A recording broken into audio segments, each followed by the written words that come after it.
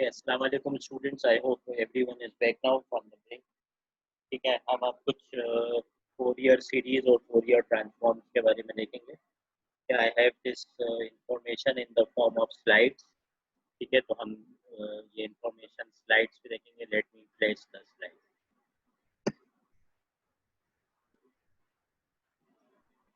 ठीक है, ये स्लाइड्स भी मैं शेयर कर दूंगा पहले। सबको मेरी स्क्रीन नजर आ रही है? सबको मेरी आवाज आ रही है? यस सबको मेरी आवाज आ सर। रही है? ठीक है जी। ये स्क्रीन सबको नजर आ रही है? पावर पॉइंट पीडीएफ है, फोरियर सीरीज डॉट पीडीएफ। ठीक है जी। बेसिकली हम उसी कॉन्सेप्ट को आगे लेके चलते हैं जो अभी हम डिस्कस कर रहे थे, which was that any signal, time domain signal can be broken up into its constituent frequencies. और उन फ्रीक्वेंसीज को जो है वो बेसिकली हम देखते इस तरह से, they are just sine waves of different amplitude, sine या कोसाइन वेव्स। ठीक है, जनरल टर्म होता है sinusoidal waves of different amplitudes and frequencies and phases. ठीक है, तो इसकी हम एक प्रैक्टिकल एग्जांपल अभी इन स्लाइड्स पे देखेंगे ताकि ये चीज़ क्लियर हो जाए, ताकि जब मैं आपको असाइनमेंट दूँ तो आपको प्रॉब्लम।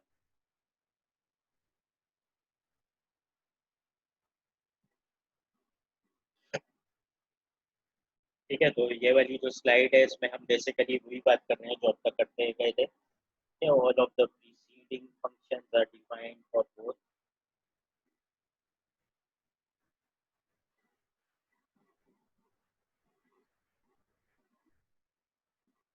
ठीक है जनाब।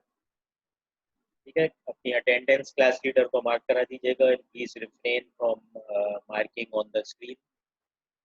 ठीक है, all of the preceding functions are defined for both time and frequency domain. Time domain का जो फंक्शन होता है उसके लेगो ब्लॉक्स जो है वो फ्रीक्वेंसी डोमेन में हम बता सकते हैं। फ्रीक्वेंसी डोमेन में सिग्नल को प्रोसेस करना आसान हो जाता है। फॉर एग्जाम्पल कॉन्वोल्यूशन का जो टीडीएस प्रोसेस है वो मल्टीप्लिकेशन में कन्वर्ट हो जाता है, ये हम आगे देखेंगे। ठीक है, टाइम डोमेन एनालिसिस जो है वो डिफिकल्ट होता है सिग्नल्स के लिए, तो हमारे लिए ज़्यादा इजी होता है कि हम फ्रीक्वेंसी डोमेन में चीज़ों को एनालाइज करें। जैसा कि हमने देखा है, convolution becomes a simple process of multiplication.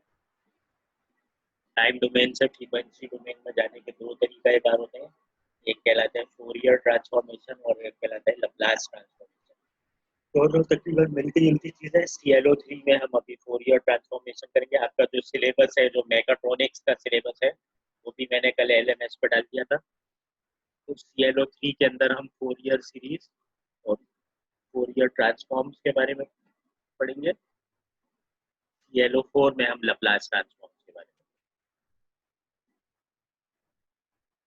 ठीक है, फोरियर सीरीज कहाँ पे अप्लाई करते हैं? फोरियर सीरीज और फोरियर ट्रांसफॉर्म सब दो चीजें। ठीक है, दोनों का काम है कि सिग्नल को टाइम डोमेन से फ्रीक्वेंसी डोमेन के अंदर लेके जाना। इन दोनों में ना एक वाज़ेह फर्क है। ठीक है, वो वाज़ेह फर्क है कि फोरियर सीरीज हम जब इस्तेमाल करते हैं जब हमारा टाइम डोमेन का फंक्शन पीरियोडिक होता है।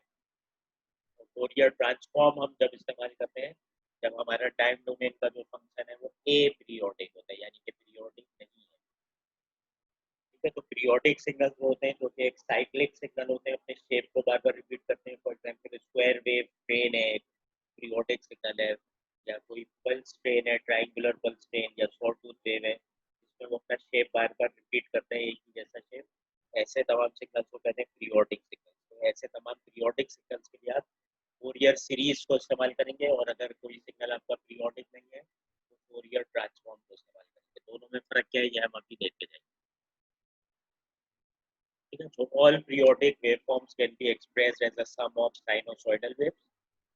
The first sinusoidal wave is called the fundamental frequency, यानी कि जो अभी हमने एग्जांपल देखी थी, जो F1 फ्रीक्वेंसी है वो फंडामेंटल होती है, और बाकी जो फ्रीक्वेंसीज होती हैं वो उसके मल्टीपल्स होते हैं। यानी कि फोरियर सीरीज के अंदर ये बात स्टैब्लिश्ड है कि अगर पीरियोडिक वेवफॉर्म है और आपने उसके लेगो ब्लॉक्स, उसके फ्रीक्वेंसी कंपोनेंट में उसको तोड़ा, पहली जो भी फ्रीक्वेंसी होगी उसको कहते हैं फंडामेंटल फ्रीक्वेंसी। उसको F0 अगर कह दिया आपने, तो बाकी जो फ्रीक्वेंसी है वो उसके मल्टीपल्स होंगे। यानी कि अगर पहली फ्रीक्वेंसी आपने कहा है F0 नॉट है, दूसरी जो फ्रीक्वेंसी होगी वो 2 टाइम्स एफ नॉट या 3 टाइम्स एफ नॉट होगी, और सब्सिक्वेंट और फ्रीक्वेंसी जो है उसी एफ नॉट का इंटीजरल मल्टीपल होगी, नॉट अ फ्रैक्शनल मल्टीपल। इंटीजरल का मतलब 1 2 3 4 5 टाइम्स द फंडामेंटल फ्रीक्वेंसी। ठीक है, ये चीज फोरियर ट्रांसफॉर्म पे वैलिड है, it is only valid for Fourier series. Adding together this fundamental wave and its harmonics, जो फंडामेंटल वेव के अलावा कंपोनेंट्स हैं उसको हार्मोनिक्स कहते हैं, because they are multiples of the fundamental frequency. तो हम इस फंडामेंटल फ्रीक्वेंसी और इसके हार्मोनिक्स को जब ऐड करते हैं लेगो ब्लॉक्स को, तो ओरिजिनल सिग्नल मिल जाता है, जैसा कि सेकंड बुलेट कह रहे हैं। The greater the number of harmonics, the original wave can be modeled या approximated more accurately. तो जिस तरह से मैक्लॉरिन और टेलर सीरीज में आप जितने ज़्यादा टर्म्स लेते हैं आपकी अप्रोक्सीमेशन उतनी अच्छी होती जाती है, तो इसमें आप जितने ज़्यादा फ्रीक्वेंसी कंपोनेंट्स या हार्मोनिक्स लेंगे उतनी आपकी ओरिजिनल वेव की अप्रोक्सीमेशन ज़्यादा अच्छी होगी। ठीक है, ये फोरियर सीरीज आपने मैथ्स का डी मेरे ख्याल से आप लोग यहाँ पे पढ़ते हैं कोर्स, उसका नाम होता है डिफरेंशियल इक्वेशंस या कैलकुलस एंड डिफरेंशियल इक्वेशंस, मुझे सही नाम याद नहीं आ रहा मैथ्स में। ये बेसिकली आप लोगों के लिए एक रिवीजन है। ठीक है, फोरियर सीरीज जो है वो DFT, differential equations and transforms, DFT करके शायद कोई कोर्स होगा, तो वो कोर्स आप लोग भी पढ़ते हैं मैकाट्रॉनिक्स में, तो इसका आप लोगों को आइडिया होगा। ठीक है, फोरियर सीरीज जो है, जैसे मैंने अभी आपको एक समेशन लिख के दी थी, it is a summation of a lot of sinusoidal waves. उसी समेशन को हम एक्सपोनेंशियल फॉर्म में भी लिख सकते हैं, जैसा कि आपको स्लाइड में दिखाया गया। ये थोड़ी सी एब्स्ट्रैक्ट फॉर्म है, तो हम बेसिकली इसकी ट्रिग्नोमेट्रिक फॉर्म को ही देखते हैं। Don't worry about the slide, जो इसकी ट्रिग्नोमेट्रिक फॉर्म है वो इस तरह से, जो मैंने अभी स्लाइड पे भी आपको लिख के दिखाई। तो exponential form is also the same thing, लेकिन वो थोड़ा सा कॉम्पैक्ट हो जाता है, एक ही टर्म में समेशन नजर आती है। ट्रिग्नोमेट्रिक के अंदर जो है वो आपकी समेशन को दो समेशन में ब्रेक किया जाता है। One is the summation of the cos component waves and one is the summation of the sign component waves. ठीक है, क्योंकि मैंने आपको बताया था कि जो भी कंपोनेंट्स हैं दे आर साइनोसॉइडल वेव्स, और साइनोसॉइडल वेव्स जो है वो कॉस वेव्स भी होती हैं और sine waves. Sometimes the signal may be having components composed of only sine waves. Sometimes they may only have components composed of cos waves only, and sometimes they may have components composed of both cos and sine waves. हम ये तीसरा generic case ले रहे हैं जिसमें components में both cos waves और sine waves आ रहे हैं। जो पहली समेशन है वो भी इंफिनिटी तक जा रही है, दूसरी भी इंफिनिटी तक जा रही है, लेकिन पहली समेशन 0 से इंफिनिटी तक जा रही है, दूसरी 1 से इंफिनिटी तक। ठीक है, तो ये डिफरेंस उसमें हम अभी आते हैं। तो पहली जो कॉस वाली समेशन है उसके जो टर्म्स हैं they are a n cos N 2 by f not plus b n sine n 2 by f not b. अब इसके अंदर जो एक्सप्रेशन होता है वो होता है 2 बाय एफ। ठीक है, तो यहाँ पे 2 बाय एफ की जगह 2 बाय एन एफ नॉट है। ठीक है, तो मैंने जैसे आपको बताया था कि जितनी भी फ्रीक्वेंसीज हैं they are integral multiples of the fundamental frequency. F की जगह एन एफ नॉट ने उसको रिप्लेस कर दिया, where f not is the fundamental frequency. F one में भी when n is equal to 1, f1 will be 2 f0, when n is equal to 2, जो next frequency है वो 4 f0 हो सकती है, 6 f0 हो सकती है, इसी तरह से क्वार्टर सेकंड पर। ठीक है, जो पहला टर्म है उसमें अगर आप n को 0 पुट करते हैं तो cos ऑफ 0 इज 1। ठीक है, जो cos है cos का आर्ग्यूमेंट हो जाएगा 0, cos ऑफ 0 इज 1। जो पहला टर्म है वो खाली a नॉट बन जाएगा, जो कि नीचे नजर आ रहा है आपको वेयर के नीचे। A naught is the term for the coming from the first term, जब आप n को 0 पुट करते हैं cos उसमें से वैनिश जाता है क्योंकि cos of 0 is 1, और an जो है कोफिशिएंट उसका, उसको निकालने का जो तरीका है वो वहाँ पे दिया हुआ है आपको। It is 1 over t naught integral of dt over a time period of t naught dt। इसी तरह से जो ये an कोफिशिएंट्स हैं एम्पलीट्यूड यानी कि, और bn कोफिशिएंट है यानी कि amplitude, an is the amplitude of the cos wave and bn is the amplitude of the sine wave। In an और bn को जो निकालने का तरीका है वो भी आपको दिया है। मैंने जो एग्जांपल स्केच की थी उसमें a1 a2 a3 लिख दिया था, लेकिन अगर आपको ये मैथमेटिकली निकालना है तो वो एम्पलीट्यूड्स आपको पता नहीं होते, वो फ्रीक्वेंसीज आपको पता चल जाती है, that they are the integral multiple of the fundamental frequency. Notes निकालने का जो तरीका है वो इस स्लाइड पे दिया गया है। A not is equal to, sir आपकी आवाज कम ज्यादा हो रही है बार बार। मेरी आवाज सही नहीं आ रही आपको? ठीक है, सही आ रही है बाकी सर। बार बार कम ज्यादा हो रही है मेरी बस। हाँ, तो ये कुछ इंटरनेट अप डाउन हो रहा होगा इसकी वजह से। ठीक है, मैं थोड़ा सा माइक और क्लियर कर लेता हूँ अपना। ठीक है, तो ए नॉट जो है वो basically 1/t0 integral of we T D T है। इसको हम डीसी वैल्यू भी कहते हैं सिग्नल की। डीसी वैल्यू का मतलब ये होता है कंपोनेंट की फ्रीक्वेंसी जीरो होती है, उसको डीसी कहा जाता है। ठीक है, तो अगर आप इसमें एन को जीरो पुट करते हैं पहले समेशन में, तो कॉस जीरो इज 1, यानी कि कोई भी एसी फ्रीक्वेंसी नहीं है, ये डीसी वैल्यू है। A not is just a DC value. आती कैसे है? You integrate the signal over one time period and divide by the one time period. So A naught is simply the average value of the signal. इसी तरह से A N जो कि coefficient है या एम्पलीट्यूड है कॉस वेव्स का, उसको निकालने का जो तरीका है वो है 2/T0, where T0 is the time period. ठीक है, पहले वाले में भी T0 टाइम पीरियड था, क्योंकि हम पीरियोडिक वेव्स की बात कर रहे हैं। पीरियोडिक वेव रिपीट करती है आफ्टर पीरियड, तो ये टाइम पीरियड जो है इसको T0 कह रहे हैं। ठीक है, तो A N is equal to 2/T0 integral of D T cos N 2 by f0 t dt।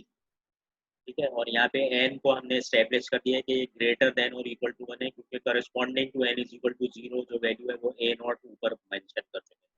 इसी तरह से B N which is the coefficient या amplitude of the sine components of the signal is equal to 2/T0 integration over one time period of dt into sin n 2 by f0 t dt।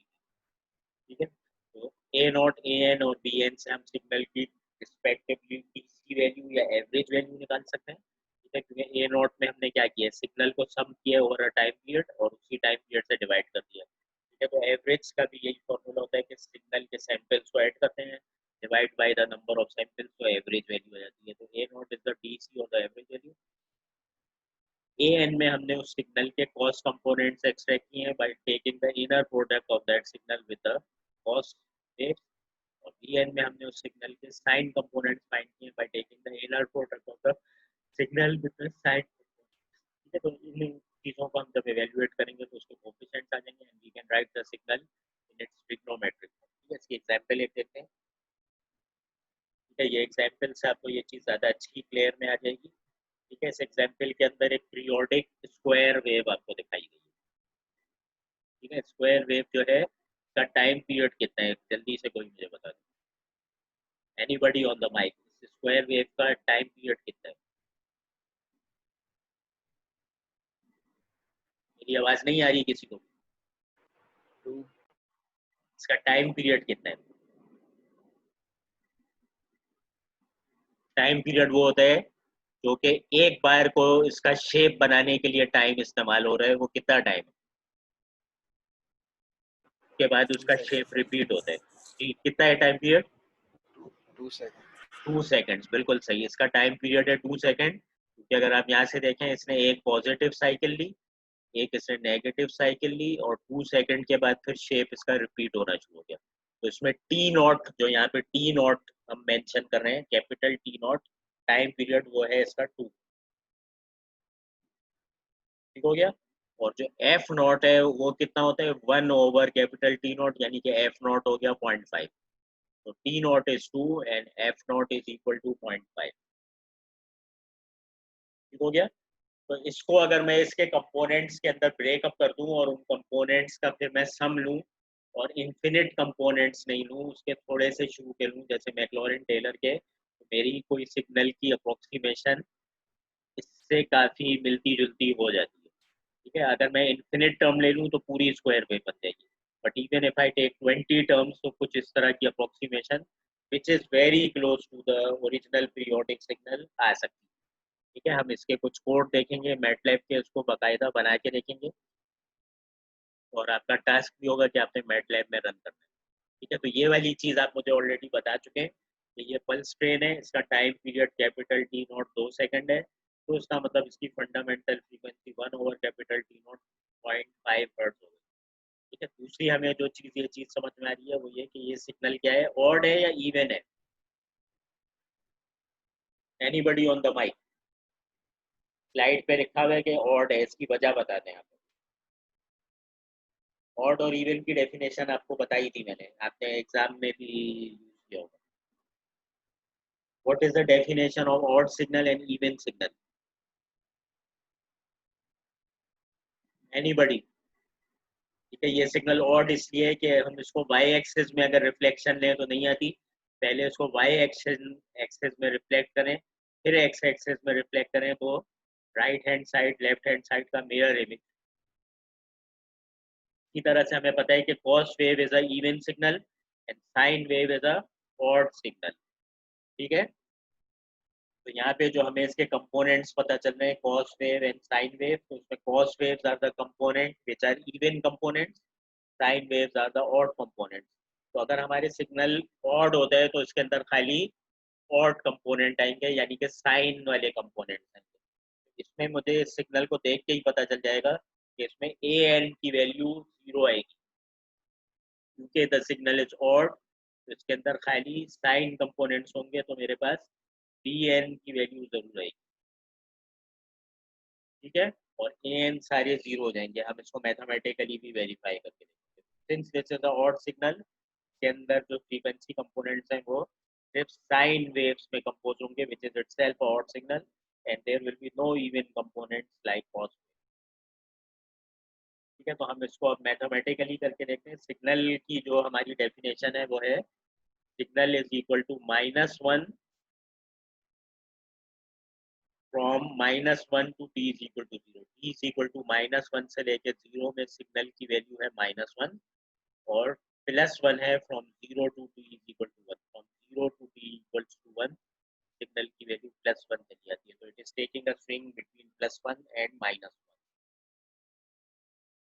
ठीक है, तो हम उसी formula में जब इसको put करते हैं, ए नॉट निकालते हैं, तो इसका जो ए नॉट है वो हमारी तवक्को के मुताबिक 0 आ जाते हैं।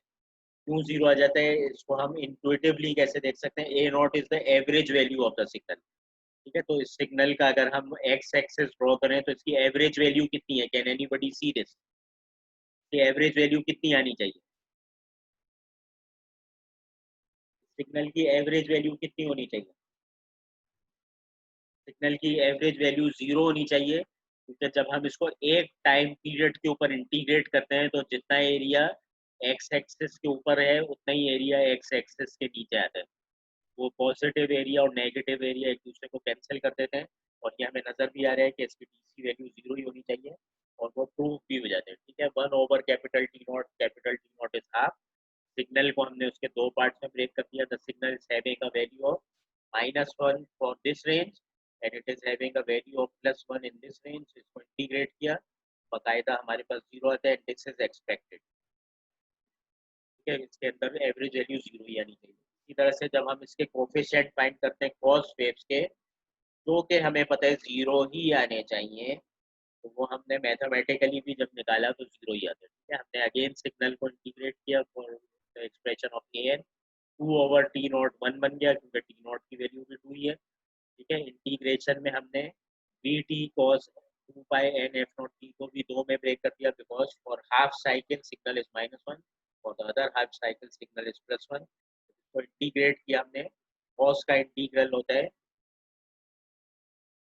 कॉस का इंटीग्रल होता है साइन माइनस साइन, साइन का डिफरेंशियल होता है, सॉरी कॉस, कॉस का इंटीग्रल साइन होता है। ठीक है, तो कॉस का जब इंटीग्रल किया तो साइन πn/t/n, ये माइनस साइन वहां से आया, का भी हमने लिया तो sine πn/t/n with respect to t लेना है। में जब हमने वैल्यूज डाली 1 और 0 की, तो हमें पता है कि ये 0 हो जाएगा, क्योंकि साइन ऑफ 0 भी 0 होता है, और sine of any multiple of pi भी 0 होता है। एनी मल्टीपल ऑफ पाई का मतलब 180 का मल्टीपल या 360 का मल्टीपल, तो वो हमें पता है कि साइन की वैल्यू 0 होती है। It is 0/πn + 0/πn, everything is 0, और ये एक्सपेक्टेड की था, because the original signal is a odd signal, तो उसके अंदर इवन कंपोनेंट्स नहीं हो सकते, इसके कंपोनेंट्स भी ऑड होंगे, तो ए एन आ गया आपके पास 0। तो all the coefficients of the cos waves are 0। अब हम निकालते हैं the coefficients of the sine waves. Excuse me sir, जी सर ये जो सेकंड स्टेप में आपने n is equal to integral 0 to -1 limit रखी है, सर ये आपने एवरेज की रखी है, तो 0 से -1 और फिर अगले स्टेप में 1 से 0। नहीं, एवरेज की नहीं रखी है ना, है ही ऐसा सिग्नल। ये देखो,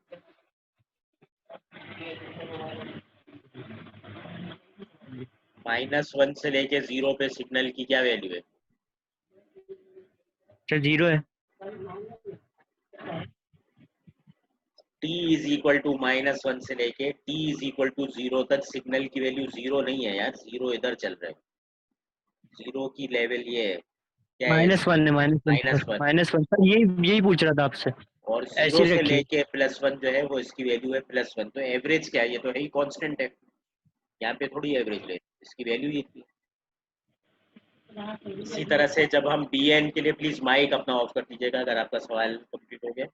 इसी तरह से जब हम बी एन निकालते हैं तो बी एन के लिए भी हमने वही एक्सप्रेशन रखा, लेकिन क्योंकि वी टी हमारा पीरियड, एक टाइम पीरियड में अपने दो वैल्यूज की स्विंग लेता है, +1 -1, तो हमने इस इंटीग्रेशन को दो पार्ट्स में तोड़ दिया।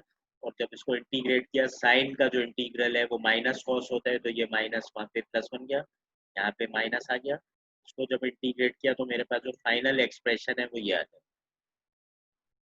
ठीक है, अब इसके अंदर हमने जो आइडेंटिटी यूज की है वो ये की है, cos of theta and cos of minus theta are same. क्योंकि आपको पता है कि जो कॉस होता है वो आपका पहले क्वाड्रेंट में और फोर्थ क्वाड्रेंट में पॉजिटिव होता है। ठीक है, तो फोर्थ क्वाड्रेंट में कॉस क्योंकि पॉजिटिव होता है, तो cos of theta is also equal to cos of minus theta. तो जब हमने इन दोनों को देखा तो cos of minus pi n is same as cos of pi n. तो ये हो गया 1 minus cos pi n over pi n plus minus cos pi n over pi n plus 1। ठीक है, तो ये जो चीज़ है -2 कॉस पाई एन उसकी वजह से आ गई। ठीक है, क्योंकि ये भी माइनस के साथ है, ये भी माइनस के साथ। और एक 2 ओवर पाई एन इसकी वजह से आ गया, 1 over pi n plus another 1 over pi n. Final expression आपके पास आ जाता है 2 over pi n -2 cos pi n over pi n. में से हमने 2 को अगर कॉमन ले लिया तो ये बच जाता है 2 into bracket 1 minus cos pi n over pi. ठीक है, तो इससे अब हमें ये पता चल गया कि इसका बी एन एग्जिस्ट कर रहा है। ठीक है, बी एन जो है itself is a function of n. इसका मतलब ये कि जो इसका पहला कंपोनेंट होगा बी वन जो है उसकी वैल्यू जब आएगी जब एन को 1 पुट कर देंगे। बी टू जब आएगी second harmonic, first harmonic b two पे जब हम एन को यहाँ पे 2 पुट कर देंगे। इसी तरह से b three third second harmonic जब होगा जब एन को 3 पुट कर देंगे। ठीक है, बी नॉट तो होगा ही नहीं क्योंकि एन को हमने 1 से ऊपर लेना है। तो इस समेशन में अगर आपको याद हो, बी एन वाली समेशन में एन को 1 से स्टार्ट करो। बी एन वाली समेशन में एन को 1 से स्टार्ट करते हैं, तो यहाँ पे एन को 0 के अलावा 1 से लेकर इंफिनिटी तक ले जाते हैं। ठीक है, तो बी एन का जो एक्सप्रेशन है, इसके अंदर एक खास बात हमें नजर आ रही है, वो ये नजर आ रही है कि येलो कलर का एक डब्बा बना हुआ है। येलो कलर के डब्बे को पढ़े तो लिखा हुआ है b n is equal to 0 for even multiples of pi और odd multiples of pi b n is equal to 4 over pi n. ठीक है, ये कैसे आया? ठीक है, अगर मैं इसमें इवन मल्टीपल डाल दूँ, cos of 2 pi 3 pi 4 pi, even multiple का मतलब cos of 2 pi cos of 4 pi cos of 6 पाई। ठीक है, तो उसकी वैल्यू क्या आती है आपके पास? ठीक है, कॉस वेव अगर आपको याद हो तो 0 पे मैक्सिमम होता है, उसके बाद 360 डिग्री पे मैक्सिमम होता है, 180 डिग्री पे कॉस की वैल्यू होती है -1। तो जब आप इवन मल्टीपल्स ऑफ पाई की बात कर रहे हैं तो फिर आप बात कर रहे हैं 2 पाई का मतलब हो गया 360 डिग्री, 4 पाई का मतलब हो गया 720 डिग्री। इन तमाम वैल्यूज पे कॉस की वैल्यू होती है +1। तो 1 -1 हो जाता है 0, यानी कि इवन मल्टीपल्स के लिए बी एन की वैल्यू 0 हो जाएगी। अब हम ऑड मल्टीपल्स की तरफ आ जाते हैं, जैसे कि पाई, तो 180 डिग्रीज के ऊपर आपको पता है कॉस की वैल्यू होती है -1। इसी तरह से 3 पाई अगर आप कर रहे हैं उसको तो उससे भी कॉस की वैल्यू होगी -1। अब हो जाएगा ये 1 minus -1 is +2, +2 times 2 is 4 over pi n. Bn is 0 for even multiples of pi, Bn only exists for odd multiples of pi। इसका लुबे लुबाब ये है कि ये जो सिग्नल है इसकी एवरेज वैल्यू 0 है, ये कॉस कंपोनेंट सारे 0 है, इसके sine components are only available for odd multiples of y, not for the even multiples of y। इसकी फंडामेंटल फ्रीक्वेंसी अगर एफ नॉट है तो जो सेकंड हार्मोनिक इसका फर्स्ट हार्मोनिक होगा वो 3f नॉट पे आएगा, उसके बाद वाला जो हार्मोनिक है वो 5f नॉट पे आएगा, 2f नॉट और 4f नॉट जो है वो जीरो हो जाएगा। ठीक है, तो अगर हम इसको मैटलैब के अंदर प्लॉट करके देखें इसी चीज को तो हमारे पास कुछ कोडिंग इस तरह की बन सकती है। ठीक है, कोडिंग जो है उसके अंदर हमने यही वाला सिस्टम लिया है, उसमें n की वैल्यू हमने 11 ले लिया, यानी कि 11 कंपोनेंट्स ले रहे हैं और हम इसको प्लॉट कर रहे हैं बिटवीन -3 एंड +3। ठीक है, तो हमने एक टी का वेक्टर बनाया। मैटलैब कितने बच्चों ने इस्तेमाल किया है? मैटलैब कितने बच्चों ने इस्तेमाल किया है? How many of you know MATLAB? मेरी आवाज आ रही है सबको? Yes sir. सर इस्तेमाल नहीं किया सर। इस्तेमाल नहीं किया, ठीक है। मैटलैब अभी आपको इस्तेमाल करके दिखाते हैं, पहले बोर्ड समझ लें आप। इसमें हम 11 कंपोनेंट्स के लिए प्लॉट कर रहे हैं। टी का एक वेक्टर लिया जो कि -3 से स्टार्ट हो रहे हैं +3 तक जा रहे हैं, उसमें टाइम इंटरवल्स हैं 0.01, यानी कि टी की पहली वैल्यू होगी -3, सेकंड वैल्यू होगी -3 + 0.01, टी की थर्ड वैल्यू होगी -3 + 0.01 प्लस अनदर 0.01, और इस तरह से करते करते ये 3 तक जाएगा। ठीक है, तो ये मेरा टी का वेक्टर है जो कि एक्स एक्सेस है। तो हमने एन की एक फॉर लूप बनाया where n runs from 1 to 11 which is the 11th term, और बी एन की वैल्यू जो कैलकुलेट की थी वही की वही रहती है। ठीक है, बी एन ये वही है 2 × 1 - cos πn over πn, इसको ब्रैकेटेड फॉर्म में अच्छा करके यहाँ पे लिख दिया। yt is equal to the sum of these components, तो हमने yt की एक रिकर्सिव इक्वेशन लिखी, yt is equal to original yt plus the new term. तो जब n 1 होगा तो ये हो जाएगा b1, ये हो जाएगा b1 sin 2π.5t, where 0.5 is the fundamental frequency। जब 2 हो जाएगा तो हो जाएगा yt is previous yt जो कि अब b1 बन चुका था, यानी कि ये हो जाएगा b1 sin इस थिंग प्लस b2 साइन, इसी तरह से प्लस b3 साइन, और n की वैल्यू यहाँ पे 3 जाएगी, प्लस b4 साइन। उसके बाद एंड में हम इसको प्लॉट करेंगे तो ये बड़ी अच्छी सी रिकंस्ट्रक्शन आ गई ओरिजिनल स्क्वायर वेव सिग्नल। अब मैं अपना मैटलैब ऑन करके आपको ये रन करके भी दिखा देता हूँ। ये आपका होम टास्क है, ये आपने मैटलैब में जाके रन करना है। थोड़ा सा टाइम लगेगा, मैं मैटलैब खोल रहा हूँ।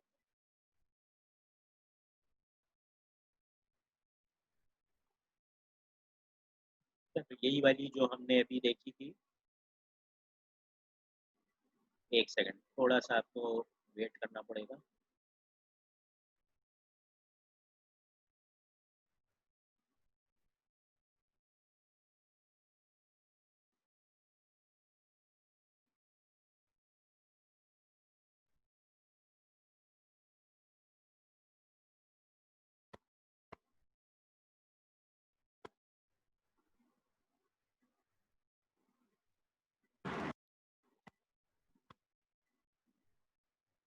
ये मैं आपको स्लाइड शेयर कर दूंगा, ये आपने मैटलैब में जाके रन करना है। आपको मैं सवाल इसके हल करने को भी दूंगा, लेकिन ये मैटलैब में आप करके देखेंगे तो आपको मजा आएगा। तो कोई भी पीरियोडिक सिग्नल है उसके कंपोनेंट्स निकाल के उन कंपोनेंट्स को लेगो ब्लॉक्स को ऐड अप करके उस सिग्नल की अप्रोक्सीमेशन बनाई जाती है। ये मैटलैब में रन कर जाए तो मैं अभी शेयर कराता हूँ। ठीक है, 1 मोमेंट प्लीज, थोड़ा सा टाइम लेता है, मैटलैब हैवी सॉफ्टवेयर है।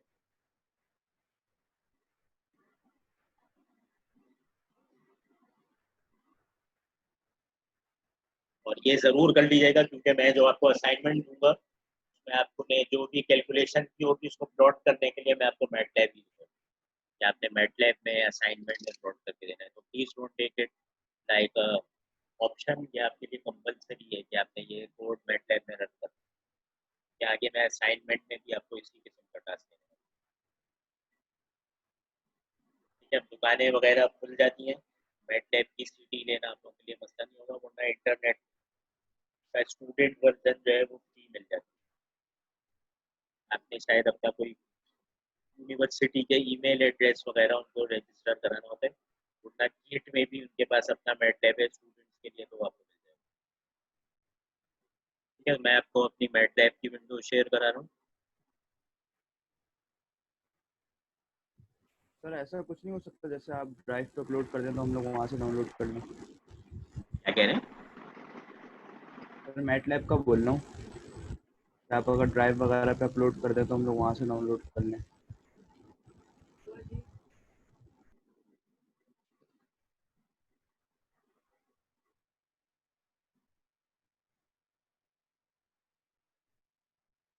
चलिए मैं अपनी मैटलैब की स्क्रीन शेयर कराने लगा आपसे। ये आ गई।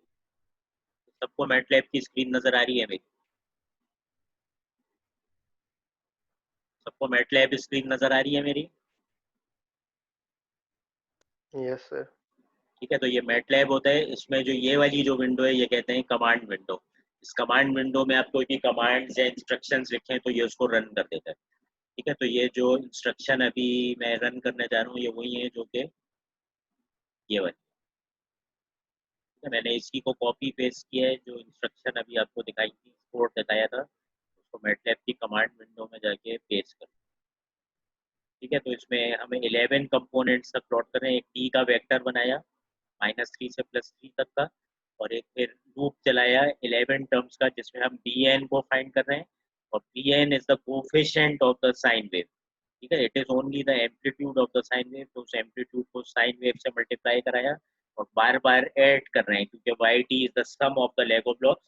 प्रीवियस वाई टी में नया लेगो ब्लॉक ऐड करते हैं, प्रीवियस वाई टी में नया लेगो ब्लॉक, तो इसका मतलब यह है कि हम सारे लेगो ब्लॉक्स को ही ऐड कर रहे हैं। आखिरी स्टेटमेंट में हम इसको प्लॉट करके देख रहे हैं, तो हमने कर दिया टी कॉमा वाई ऑफ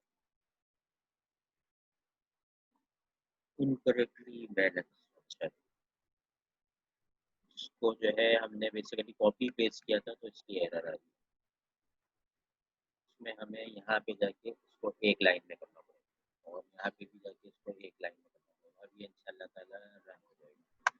ठीक है जनाब, तो ये साइन आपको जो स्क्वायर वेव है उसकी अप्रोक्सीमेशन नजर आ रही है? सबको नजर आ रही है ये वाली फिगर 1? सबको नजर आ रही है? फिगर 1 नजर आ रही है सबको?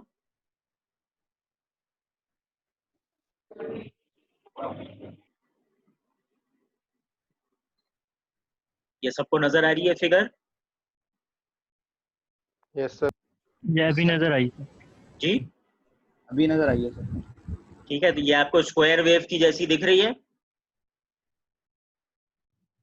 Yes sir.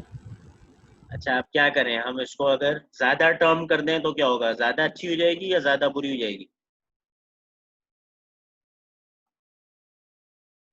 11 टर्म्स की जगह ज्यादा टर्म ले लें तो अच्छी हो जाएगी या बुरी हो जाएगी? अच्छी हो जाएगी सर। ठीक है, अगर 11 की जगह मैंने अब ले लिया 25 टर्म, ठीक है, अब देखें कैसी आती है। अच्छी हो गई? सर हाँ, नजर आ रही है नई फिगर? यस सर नजर आ रही है। कैसी है, अच्छी हो गई या खराब हो गई? अच्छी हो गई सर। अच्छा, अगर मैं टर्म कम कर दूं, 11 से कम करके और कम कर दूं तो क्या होगा? खराब हो जाएगी।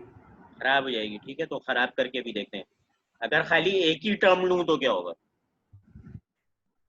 एक ही टर्म लूं तो क्या होगा? खाली पहली वाली साइन वेव आ जाएगी B1 के करस्पॉन्डिंग।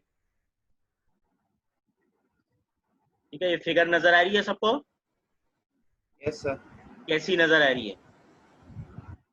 Sine wave.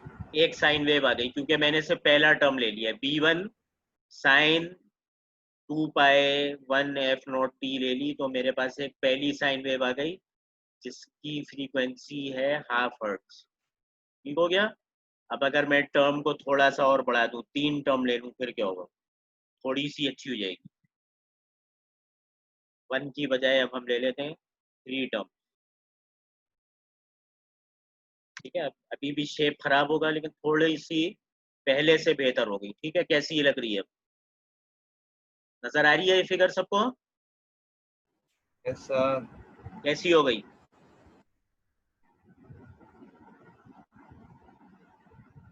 कैसी हो गई है अब ये? एक साइन वेव से बेहतर है, लेकिन जो हमने 25 टर्म्स पे निकाली उससे खराब है। Yes sir. ठीक है, अब इसको वापस से हम कर देते हैं,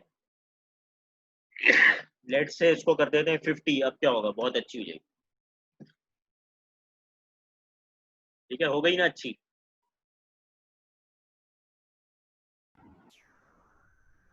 ये फिगर नजर आ रही है सबको, जो अभी लेटेस्ट फिगर है? जी सर। ठीक है, तो हम जितने जितने इसके कंपोनेंट्स बढ़ाते जाएंगे उतनी अच्छी अप्रोक्सीमेशन आती जाएगी ऑफ द पीरियोडिक वेव। ठीक है, तो ये मैं अब एग्जिट कर रहा हूँ मैटलैब को। अच्छा, अभी एग्जिट नहीं कर रहा है, एक और इंटरेस्टिंग चीज आपको दिखाऊंगा, तो वापस से हम उस पर चले जाते हैं।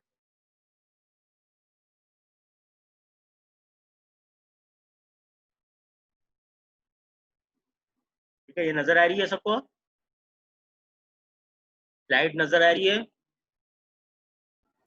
जी जी सर। सर। ठीक है, तो हमने अभी बेसिकली यही वाला कोड मैटलैब में प्लॉट करके देखा, तो देखा था कि हम इसको अप्रोक्सीमेट कर सकते हैं। तो आपको असाइनमेंट में भी मैं यही दूंगा, आपने ए नॉट, ए एन और बी एन जो है वो कैलकुलेशन करके निकालना होगा, फिर उसको प्लॉट करने के लिए आप मैटलैब में जाके इसी तरह का कोई कोड लिखेंगे। ये जो पहली वाली एग्जांपल है, इसमें मैंने आपको उन कंपोनेंट्स को सम करके दिखाया है कि अप्रोक्सीमेशन कैसे है। ठीक है, अब जो नेक्स्ट हम करने लगे हैं, अब हम उन कंपोनेंट्स को देखना चाहते हैं जिनको ऐड करके ये वेव आई। ठीक है, तो मैं एक नया कोड लिखूंगा, बस उसमें फर्क ये होगा कि मैं ये वाली टर्म निकाल दूंगा, वाई टी वाली। मैं सिर्फ क्या करूंगा, इसी बी एन को प्लॉट कर दूंगा। ठीक है, सर जो लेगो ब्लॉक है उस लेगो ब्लॉक को मैं इंडिविजुअली प्लॉट करता जाऊंगा, और उन लेगो ब्लॉक्स का सम नहीं लूंगा। जी बोले आप। सर आप जो मैटलैब पे हमें असाइनमेंट देंगे उसमें हमें ये पूरे जो फंक्शन है ये खुद बना के फिर मैटलैब पे कॉपी करना होगा। जी, सर आप ऐसे ग्राफ का कोई फंक्शन बना के दिखा देंगे? ये क्या है, बना हुआ तो है। ठीक है, तो अब मैं चाह रहा हूँ कि मैं इसके ये कंपोनेंट्स को प्लॉट करूँ, तो पिछले कोड और इस कोड में फर्क ये है कि उसमें मैं क्या कर रहा था, y t is equal to y t plus the component. Ghazanfar अपना ये बंद कर दो यार वीडियो कैमरा, नजर आ रहे हैं आप बहुत स्मार्ट लड़के हो माशाल्लाह। ठीक है, पिछले और इसमें फर्क क्या था कि हम उसके अंदर y t is equal to y t plus कर रहे थे, यानी कि हर लेगो ब्लॉक में पिछले लेगो ब्लॉक में ऐड करते जाओ, नया लेगो ब्लॉक पिछले लेगो ब्लॉक में ऐड करते जाओ, और उसका जो सम है उसको फॉर के लूप के बाहर प्लॉट की स्टेटमेंट, यानी कि जब उन तमाम को सम कर लो तुम तो दिखा दो। अब मैंने चेंज क्या कर दी है, अब देखें ये जो प्लॉट की कमांड है उसको मैं फॉर लूप के अंदर ले आया हूँ। प्लॉट की कमांड को फॉर लूप के अंदर ले आया हूँ, और मैं वाई टी में पिछला लेगो कंपोनेंट ऐड नहीं कर रहा हूँ, मैं सिर्फ करंट लेगो कंपोनेंट ले रहा हूँ, उसको प्लॉट कर रहा हूँ। होल्ड ऑन का मतलब है कि पिछले ग्राफ को रखो और नया ग्राफ प्लॉट करो, यानी कि जब एक हार्मोनिक प्लॉट कर दो तो उसको रब नहीं करना कि ऊपर नया हार्मोनिक प्लॉट करना। ठीक है, तो होल्ड ऑन ये करता है। 2 सेकंड्स का पॉज इसलिए कि आपको एक एक करके वो जब दिखाए तो आपको जरा देखने में आसानी हो कि पहला फंडामेंटल ऐसा था, फिर हार्मोनिक ऐसा आया, फिर हार्मोनिक ऐसा आया। ठीक है, तो सबसे पहले इसमें आएगा fundamental n is equal to 1 के करस्पॉन्डिंग। उसके बाद आप 11 तक इसके हार्मोनिक्स को लेके जाएंगे। ठीक है, तो we again take this, open the MATLAB window. मैं मैटलैब विंडो में आपको दिखाता हूँ, शेयर करा दूँ आपको मैटलैब विंडो।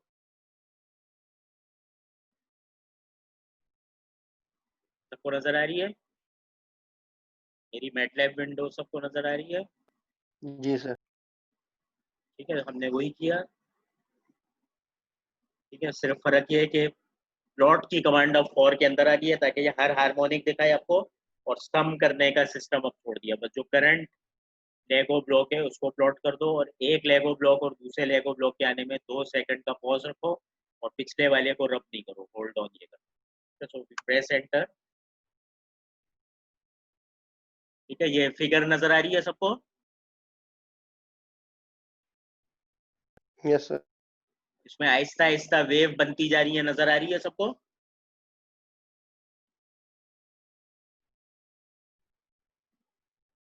फिगर में आहिस्ता आहिस्ता हार्मोनिक्स नजर आ रहे हैं, ये सबको नजर आ रहे हैं? ग्राफ नजर आ रहे हैं सबको? जी सर।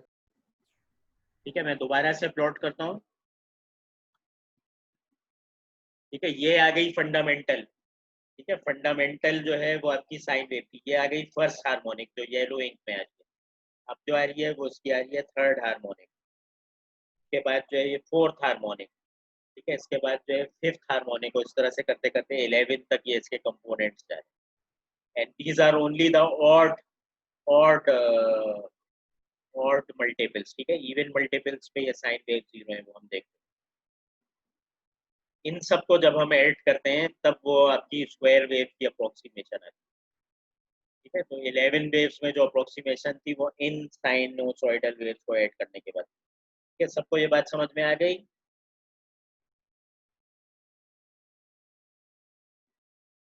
सबको ये बात समझ में आ गई? मेरी आवाज सबको आ रही है? यस सर, आ जी गई। सर, आ गई। ये ग्राफ सबने देखा? जी सर। जी सर। ठीक है, इसमें सारे आपको समझ में आ गए हार्मोनिक्स? ठीक है, ये देखें, ये सारी वेव साइन वेव्स हैं। ठीक है, ये देखो, ये ओरिजिन है। ठीक है, ये एक्स एक्सिस का जीरो, ये वाई एक्सिस का जीरो। देख लें, ये सारी वेव साइन वेव्स हैं या इसमें कोई कॉस वेव भी आ रही है? साइन वेव है सारी। सारी साइन वेव है ना, क्योंकि आपने देखा था इसका ए नॉट भी जीरो था, इसका ए एन भी जीरो था। तो ये खाली साइन वेव्स हैं corresponding to B1, B3, B5, B7। क्यों? क्योंकि B2, B4, B6 जीरो था। ठीक है, क्यों जीरो था वो हमने वहां पे देखा था। It is only available for odd multiples of n, not for the even multiples of n. यहाँ तक मेरी बात सबको समझ में आ गई? ठीक है, let's go back to the slides.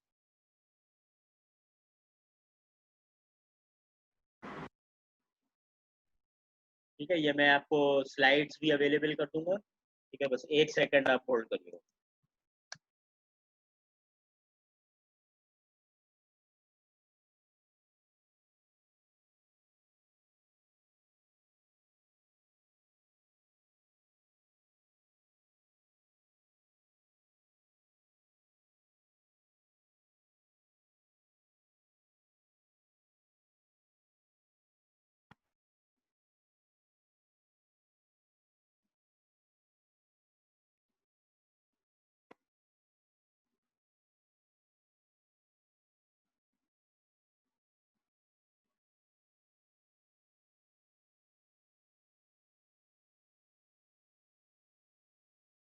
ठीक है, ये स्लाइड सबको नजर आ रही है?